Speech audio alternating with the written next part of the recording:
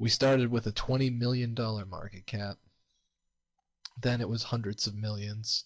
Then it was $1 billion market cap. Then it was $2 billion. Now the current market cap for Bitcoins is $2.6 billion. Facebook is worth about 62, 63 billion, something like that. Google's worth 300 and something. This thing's worth almost 3 billion, right? 3 billion dollars worth of Bitcoins. That's crazy, right? That's just crazy. People don't trust the banks, you know? Everybody's asking me, like, is this a fad?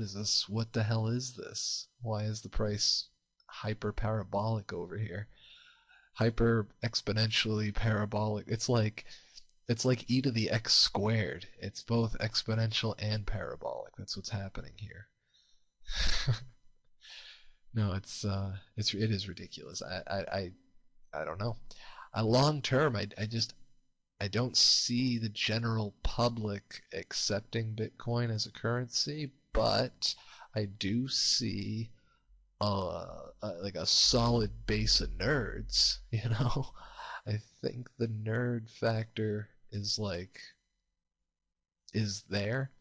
Although what might happen is speculators might come in and drive the price up like crazy. Then the nerds might just leave and leave the speculators holding the bag, you know, or it might just not become popular. If the price gets too high, I don't think. I mean, you're not going to get more people to come into it. So I don't know. Um, it's pretty ridiculous, though. I'll tell you that. I think it will be around for years. I don't think the governments can really stop it, but they can certainly discourage businesses from accepting it. Um, I don't think we're going to see like a major company outright accept bitcoins. There's a lot of sites where you can like exchange your bitcoins for gift cards or whatever. I think you'll be able to do that, but I don't. I don't know. I don't see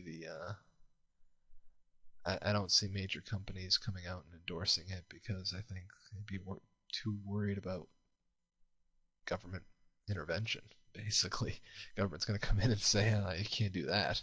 That's uh-uh, you know. So I don't know. Um, it'll be interesting to see where it goes over the next couple of years, though. I mean, I think it will be around for years. You have all these other competing cryptocurrencies. The thing is, like, the idea is completely out of the bag now. You've got this thing called PP coins. It's funny because somebody called the Bitcoin the shit coin. So you've got the shit coin and you've got the PP coin. It's so stupid. Then you've got the Litecoin, which is supposed to be the silver equivalent to the Bitcoin gold. Like Bitcoin, these are gold cryptocurrency, and the Litecoin's the silver cryptocurrency. It's silly. It's just silly. Um, but yeah, now there's going to be exchanges where you'll be able to trade these things all against each other. I think there's a Russian exchange already where you can just trade Bitcoins for Litecoins back and forth, all that, all day long. Throw some PP coins in there, sure, why not? But as these markets expand, you'll have a lot of trading of the cryptocurrencies against each other, which is interesting. And will spark more interest, more speculation, as well as drawing more attention to the Bitcoin. I mean, because the Bitcoin is kind of the sun that all of the other currencies revolve around at the moment. You know what I mean? So it's again, which this is why that's another reason why it's sort of rising in value. Um, but we'll just have to wait and see. I don't trust the exchanges, like Mt. Gox. I'm very skeptical of Mt. Gox. Um, that whole thing could be a scam. That whole exchange could be a scam. Who knows? I mean, if they took everybody's bitcoins, who, you know, how would they be prosecuted? You know what I mean? They they wouldn't, as far as I can tell. So yeah, it's as the coins go up and up and up in value, the risk goes up as well, and it'll just be very interesting to see what happens. Um, a part of me kind of thinks that if they're, a part of me kind of thinks that the major heists, the Bitcoin heists, like people who go in and steal thousands of Bitcoins or whatever, an exchange goes down, an exchange takes everybody's wallets with them or whatever. I kind of feel like heists like that actually are good for the Bitcoin, and this sounds really weird because people might think, oh, that's just going to scare everybody away, and blah blah blah, like they're not safe. I, it's kind of hard to explain, but it kind of gives it a cool factor. Like honestly, like it's kind of like, well, those people. The way I look at it, right? If those people were stupid and they lost their bitcoins. It doesn't change the value of the Bitcoin for me, right? And if anything, it makes it go up for me because those people now, they're out of the game. My Bitcoins have now gone up in value in a sense because theirs have been stolen. you know, like that can happen, and that's the kind of market that we're playing with here. Like that's why you don't that's why you have to play it in an intelligent way. I don't know if it's just kind of like, yeah, those guys were stupid to trust that kind of a system. Like I mean, again, like with Mt. Gox, Mt. Gox real like if I were to use Mt. Gox, I wouldn't want to keep my coins on or my money stored with them long term. You know what I mean? Like if I was going to use it, I'd want to do the exchanges and then withdraw.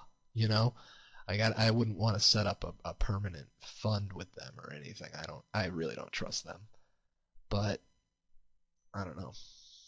It's kind of difficult. They see Bitcoin, it's all based on trust of the network, but it's also based on trust of the individuals very much. I mean, you have to trust that the person you're buying from or selling to is going to deliver the items. I mean, if you're a seller, I guess it's not that big of a deal because you just say, hey, send me the bitcoins first. That's the thing too. But like if you're a buyer, you send them the bitcoins and you don't get your item, blah blah blah, all that nonsense. So anyway, it's risky. It's a risky currency.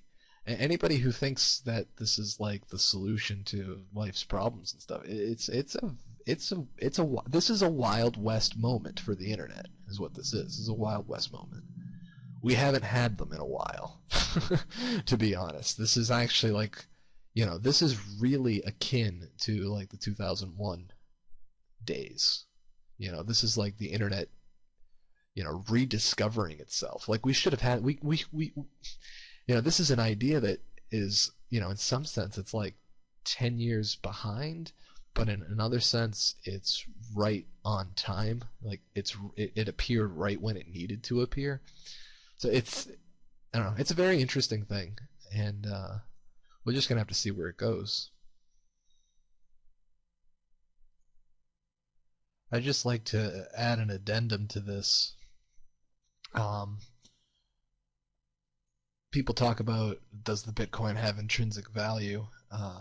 What's it backed by? It's not backed by anything. Well, let me tell you this. We can always back the Bitcoin by drugs because we'll always have the Silk Road, right? So the Bitcoin is really backed by drugs. Bitcoin's backed by drugs. I mean, there's no problem with that, right? What's the problem? It's fine. You can always exchange your bitcoins for drugs.